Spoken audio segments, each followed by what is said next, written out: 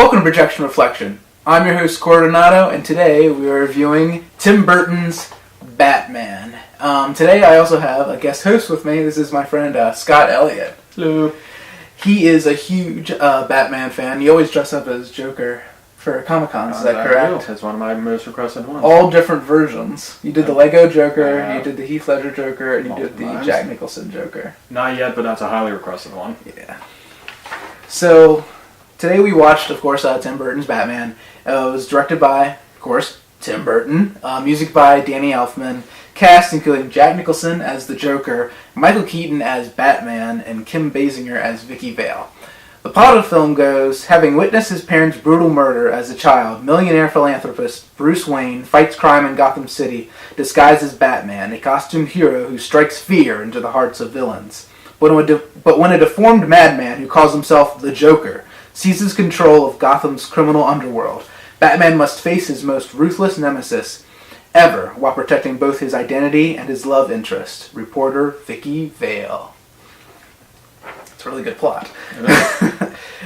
First off, I want to get in like a little bit of fact with this film. What we looked up, and this film made, what was it, $411.3 million, and the budget was what? $35 million. 89, so they made way more than what their film budget was. Probably way more than expected too. Another thing I want to get into, first thing I want to mention is not the actors, but the set design. It's still captivating to this day, the set design for the film. What would we say? Anton Furst? Anton Furst. Great, just the way he made the Batmobile look, the Batmobile design, amazing. Still iconic. The way the city looked, you said it was, what would you say? Dingy, dirty, dangerous, very steel, like Detroit. Mm-hmm. Inspiration, maybe. Just, when I read the comics, that's what I pictured Gotham looking like when he mentioned it. Let's get into the acting in this film. The first actor I need to mention is not Batman, but the Joker, Jack Nicholson. He freaking rules this film. Still is every scene he's in. He is outstanding. Every like you said, he steals every scene that he's in. He is deliciously over the top in this film, and he plays the role perfectly. And I wouldn't have picked anybody different back then to play the role. Exactly. I mean, look at him in The Shining. Yeah, that's what I said. It was back then they're probably thinking, the guy from The Shining, Jack Nicholson, let's get him to play the Joker. I'm like, yeah, done. Let's pick him. Let's put him in there. Let him be as over the top as we could possibly let him. He had a bit more power over the film than a lot of people, because I think he put apparently, if I heard this, if you use Jack Napier, if Jack Napier is used in anything else, any other version of Batman, that he gets a piece of that money. He does, and it's the first time we heard Jack Napier used. And he's the one who kind of solidified the film for people, because it was kind of like when Marlon Brando was picked to play Jor-El in Superman, that people took it a lot more seriously. Because of the high-profile actor in it. Mm-hmm. Jack Nicholson, though, like we said, is just outstanding, and probably right next to Heath Ledger as one of the best on-screen Jokers. Oh, absolutely, especially for the time. And he had, of course, a huge inspiration for the Mark Hamill Joker. It was very much based off the Jack Nicholson Joker. Let's get into Michael Keaton's Batman. What did you like about Michael Keaton's Batman? I like that he was very down to earth as Bruce Wayne. Mm-hmm. There's several scenes where you could tell he's rich and all, but that's not who he is. He's a very normal person. Not normal as Bruce Wayne can be. The scene where they're sitting in the dining room on that 15-foot table, and it's just like, "Hey, down there, can you pass the salt?" And she's like, "Hey, have you ever actually been in this room?" And he looks around and is like, No, I don't think I ever have. And then they just have dinner in this small table next to a fridge. With Alfred. Can tell you're happier there than this big old macho. Because didn't he say, some of this is me, but then some of it isn't? Yeah. But his Batman, the voice, I will say this right now, I know I'm going to get hate for this, but I like Michael Keaton's Batman voice way more than, Christian Bale's Batman. He's like, well, tell me about bears and rabbits. Do I look like a cop? Or no, for me, Batman sounds like this. It's like, I'm Batman. And it's like, I want you to tell all your friends about me. He just has this whispery, not very loud, over like, the top. You have over to the top listen Batman to him. voice. Like you can actually understand what he's If saying. he speaks to you, you're gonna listen. But his Batman, like, is just very dark. Doesn't say much. He just gets shit done. And that's the way Batman is. It is. And a lot of people had issues with Tim Burton casting Michael Keaton as Bruce Wayne. Because he was so comedic. Because it's like, let's not go back to that Adam West Batman. And of course, this this completely changed that for Batman fans. That it was no longer Adam West Batman. It was dark. It was serious, gritty. Batman. This changed Batman. Like this changed comic book films forever. It did. I agree. But yeah, Michael Keaton's Batman is outstanding, I think, and he was the Batman that both of us grew up with. What else can we say here? Kim Basinger. I think she's okay compared to other love interests within the Batman films. Because what did we say? We liked Katie Holmes probably the most of the Batman love interest. Rachel is the best one. It was her, Rachel in particular. In Begins. Yep. Yeah, but compared to others, I mean, she's okay with what she was given. She has good scream. Yeah.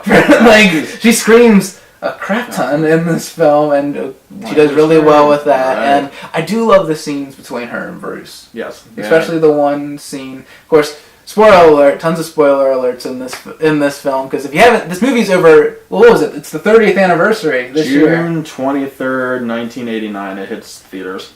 And so this June, 30 years since this film came out, and still holding up. It still holds up. But yeah, Kim Basinger, I believe she's okay in the film. She could have been a little bit better. I think originally Sean Young was going to play Vicky Vale. Did you remember that? I did remember. Sean Young was originally in Blade Runner. Yep. She was wearing that well-known actress in that. And apparently she got in an accident on horseback during one of their scenes. And then she broke her ankle, and then she couldn't do the film, so they got Kim Basinger. So we would have gotten Sean Young if she hadn't gotten hurt.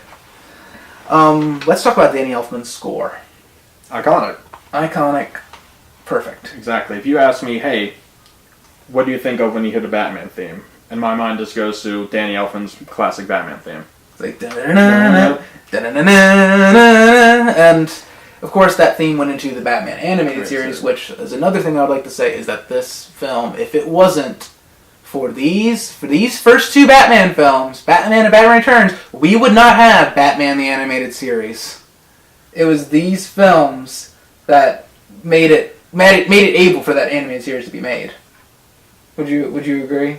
Yes, as long as you keep Joe Schumacher away from that one. Yeah.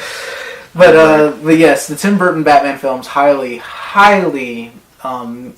was the reason that the Batman animated series was made, and we owe these Batman films for that.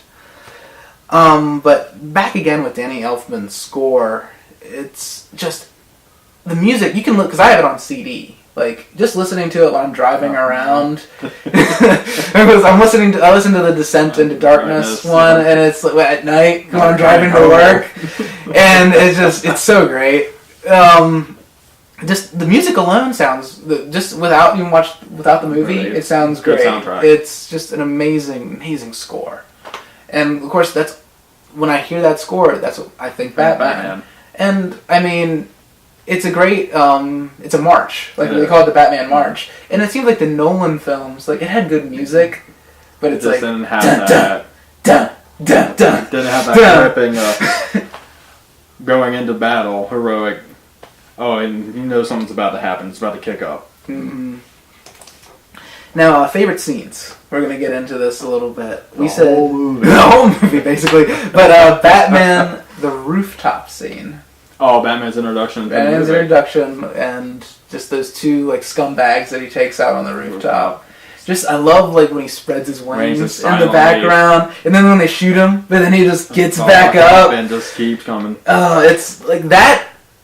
Just in that little part alone, that tells you what Batman's all about. What Batman's all about, yeah. And another scene like that is the Joker intro. Oh, when he comes in to shoot Grissom, and I love like Jack is dead, my friend. You can call me Joker. and as you can see, I'm a lot happier.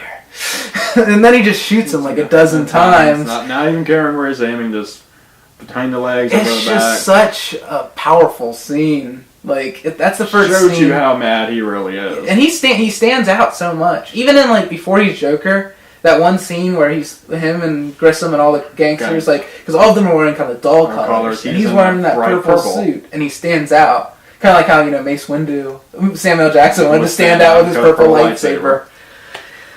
What else? What was it? The Descent into Darkness scene, the Batmobile scene where he's driving Vicky Vale to the Batcave, and it's just so ominous. The music, like the choir, the Danny Elfman score against that is just outstanding, and it gives the Batmobiles like drive such power.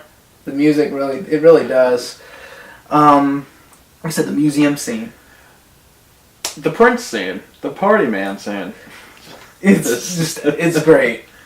Prince had a huge part of music in this film. What was it? He made the Batman soundtrack here, which I believe the two best songs, of course, in this film were "Trust," which is played at the parade scene, and then "Party Man," which is played in the museum scene. And the cool thing we get is another awesome Batman entrance where he comes through the freaking roof. It was outstanding. And then you have him getting in the Bat. This is when we first see we're first introduced to the Batmobile in that scene. Yeah. And oh man, just like when he used the grappling hook and it like goes over, it attaches to the thing and makes that really hard turn. It zips around the corner. Just that whole like freaking like the scene leading to the museum and then the battle in the alley with the goons is just great. It is.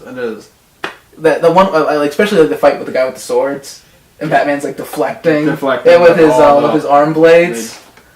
Has some leg blades on her too. Yeah, freaking love that whole just scenario. One face kick, take him out. That was Batman's Indiana Jones moment. What was the Batwing moon scene? Shoots up, makes the iconic. Makes the bat symbol basically in the sky, and then comes back down. That whole scenario where he's shooting up everything with the Batwing is just absolute action packed. The church scene. Oh, the fight between Joker and Batman, and then the fight between the Batman and all the thugs. Like I love the part where he rips his legs around the one guy and just throws him down. I mean, this Batman, by the way, has no problem. I mean, wait, no, he doesn't. Not really. He doesn't go out of his way to kill anybody. But he does kill people in this film. Not a lot. Probably not. Well, maybe on purpose for Joker with the statue. Yeah. But like like you said, he doesn't go out of his way to murder people because he didn't kill those guys on the rooftop. Nah. He didn't kill the thugs in the alley when he was saving Vicky Vale from the Joker. So there's a lot of people he doesn't kill. Now the person who does have a big body count in this film is the Joker. Kills who knows how many people he killed in this film. Scene, there's at least 25 to 30 people he gasses to death. Shot Bob. He's number one guy. Axis Chemicals, the Batmobile scene. Going into it, just completely destroyed, blow it up. And of course the Danny Elfman score. Goes to it perfect, like spaghetti and meatballs, goes together perfectly. I loved what was it? When the thugs come up to it, and then you just see this little tiny grenade ball drop, and then you see the whole building. I'm like, those guys didn't make it. Didn't make it out. There's probably about 5 bodies. The thing is, the Batman has killed in other films. He killed Ra's al Ghul in Batman Begins. He's like, what does he say? I'm not going to kill. I don't have to save you. Oh, I'm not going to kill you, but I don't have to save you. I'm like, you basically just let him die, though. And I'm like, I'm pretty sure he might have either seriously injured or killed some cops in Batman Begins. And I'm pretty sure I'm going to kill some cops in Batman vs. Superman, too. Oh, the thugs. Yeah, he kind of killed the thugs. Yeah. Hunting down the Kryptonite van. He was branding people in that film. I never understood that, but... Yeah. Okay, so next thing we're going to say is effects. Do they hold up? 30 years, simple effects. I want to give a shout out to Nick Dudman, the makeup artist in this show. Said the simplest thing was that Nicholson had no issue with the makeup. 2 hours a day, putting it on. There was never any issues with him. And because of that, when they designed his smile, he did 5 different sculptures of it and let Nicholson pick out which one it is. And apparently Nicholson picked the most exaggerated one there was, which is who Dudman was kind of hoping he would pick. Mm-hmm. And he put it on. And interesting fact, they had to use a 355 silicone adhesive for it instead of the spirit gum adhesive they use for most prosthetics because Nicholson had an allergic to it. Yeah. But besides that, still to this day, they held up great. That makeup holds up 30 years ago. Well. And the gadgets they created for both Joker and Batman are still very, very good. Guns. It's like, where does he get those wonderful toys? And saying that, we're going to go on to this point. This movie is very quotable. Incredibly quotable. We said the one line where he's like, "You can call me Joker," and as you can see, I'm a lot happier. And of course, I'm Batman. Which that's in other Batman films. But this is the film I think that popularized that line. And of course was like, you ever dance with the devil in the pale moonlight? I'm a fan of. Haven't you ever heard of the healing power of laughter? Now get out of here! I love that one. And what was it? Another one was the pen is certainly mightier than the sword. This is incredibly quotable. And I love, what was it? Oh, even Bruce Wayne's lines like, "You want to get nuts? Let's get nuts." Love that. Just, it's so many freaking lines you can remember in this movie. I love, like, will somebody tell me why a man dressed as a bat gets all my press? This town needs an enema. And what was it? And the best Joker, the most remembered Joker line is probably, like, "Winged freak terrorizes. Wait till they get a load of me."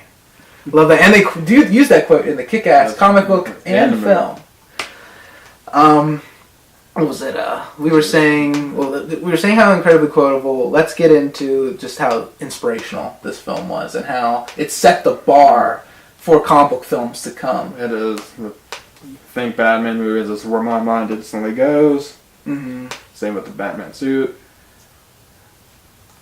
Ironically enough, for most of the movies leading up to The Dark Knight, the cowl and mask and shoulder pads were still one piece, which is iconic. And he had to do the bat turn, which is iconic in itself. And which they brought back with Ben Affleck's Batman suit. They did. They made it more. They made it not as immobile as the Christian Bale Batman suit. That's supposed to be one piece. I'm sorry. It is supposed to be just one piece. Yes. But yeah, this set the bar for comic book films and set the bar for summer blockbusters. This film was everywhere when it came out. Like there was Batman cereal, Batman toys, Batman shoes, Batman. His Batman shoes in the film were Nikes, and they made bad Nikes. They made selective ones for like people to buy at the time too, which makes sense. But the film was a phenomenon. It was everywhere at the time. You can't go anywhere without your Batman 2-in-1 toaster oven dishwashing thing. It was probably out there somewhere. The movie, and what was it? A guy in Empire named Andrew Collins said the movie remains impressive to this day. This movie gave birth to the summer blockbuster. And it did. It was the superhero movie that shaped all the superhero movies to come. And it felt like a lot of superhero movies after this started to take from Batman, the style. Like, what was it? The Shadow, Rocketeer, The Phantom, Dick Tracy. They all have the same style as the Tim Burton Batman film. And even the Flash show from the 90s has a very Tim Burton Batman, like Batman-esque feel. To it. Let's go ahead and say if they didn't take a chance, they were taking a huge chance. A huge gamble. Tim Burton, who only, directed Pee-wee's Big Adventure and Beetlejuice at this time. And that was it. Hey, we're going to give you the reins and try to make an iconic movie with its most iconic comic book character. They were really safe though with this film because in the next film they give Burton a way lot of liberties, complete creative control, and I mean I don't think the movie suffers for it. But I'll get into that with my next review of Batman Returns. But I think Tim Burton at the time was the perfect choice. It was and he just set the bar for what Batman was to be for the next 3 movies that were made at the time. I mean, Joel Schumacher kind of effed it up with Batman and Robin, But overall, Scott, like we were saying, Tim Burton was by far, like I said, the perfect choice to play. I mean, not to play, to direct Batman at the time. I agree. I absolutely agree. What would you put as a score for this film? Well, were we thinking, 4.5 out of 5? Out of 5. I don't give perfect scores. It's just a weird tick with me, but I'm going to give it a 4.5. Out of 4.5 out of 5. And that's literally the same score I gave the 60s Batman film.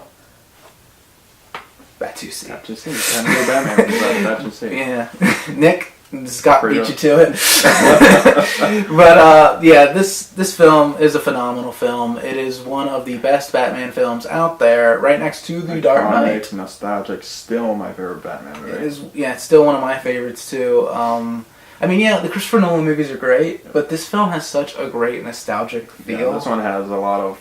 It's a heart to it. A lot of heart. Iconic. It hits home with memories. This is nostalgic for me. This is what I grew up with. This is Batman. It is. So 4.5 out of 5 for Batman. And be sure to check out my review of Batman Returns, which will be coming up very soon. I'm looking forward to it. Yeah, man. It was awesome having you on the show. Thanks for being on the show. No problem. Thank you and all your fans for having me. Yeah. Guys, thank you so much for all the views you've given a lot of my recent videos. Shazam, 218 views. Wow. On my Shazam review.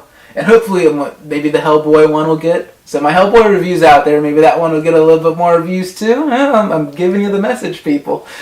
But, I really cannot wait to review the rest of these Batman films, especially the ones from my childhood. Especially Batman Mask of the Phantasm, which will be another one that I will be reviewing. Really looking forward to that one. I'm bringing in, I believe, if you're up to it, I want to bring you and Dylan.